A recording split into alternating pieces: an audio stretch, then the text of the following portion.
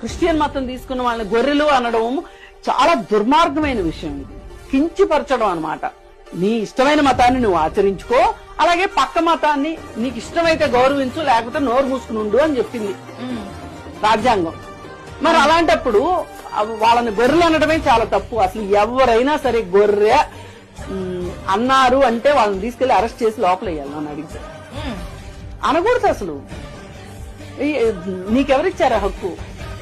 ఈ దేశంలో హిందువులు ఎక్కువ ఉన్నంత మాత్రాన మీరు వేరే మతాన్ని, మైనారిటీ మతాలని ఇష్టం వచ్చినట్టు మాట్లాడే హక్కు మీకు లేదు.